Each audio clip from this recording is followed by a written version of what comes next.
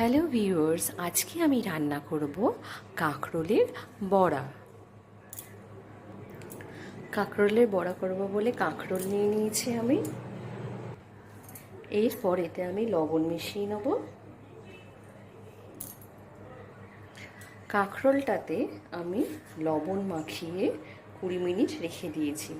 এতে লবণটা কাঁকরোলের মধ্যে ভালো করে যাবে।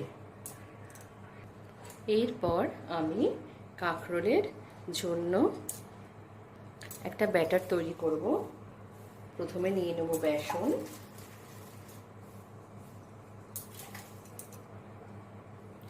এরপর এতে দেব আমি 1 চামচ কর্নফ্লাওয়ার,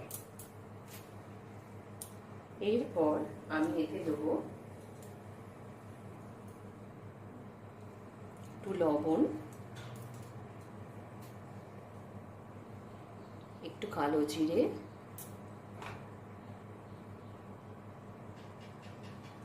একটু হলুদ,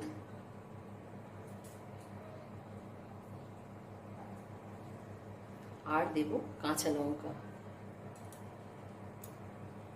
দিয়ে এর মধ্যে একটু পরিমাণ মতো জল দেবো, যাতে একদম পাতলা না হয়ে যায়। দেখুন ব্যাটারটা আমার হয়ে গেছে। ব্যাটারটা ঠিক এরকম ঘন করে করতে হবে। আর আমি ব্যাটারে দিয়ে নিলাম 1 চামচ মতন তেল, দিয়ে এটার সঙ্গে ভালো করে মিশিয়ে নেব। তাহলে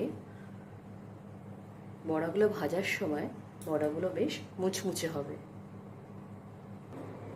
দেখুন তেল আমার গরম হয়ে গিয়েছে। এরপর আমি কাঁকরোল নিয়ে নিয়েছি, একটা একটা করে কাঁকরোল এর মধ্যে ডোবাবো, ডুবিয়ে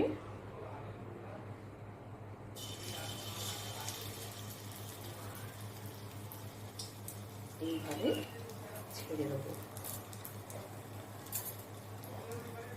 দেখুন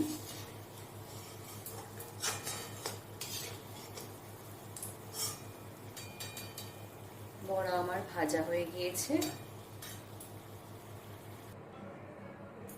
দেখুন কাঁকরোলের বড়া আমার রেডি।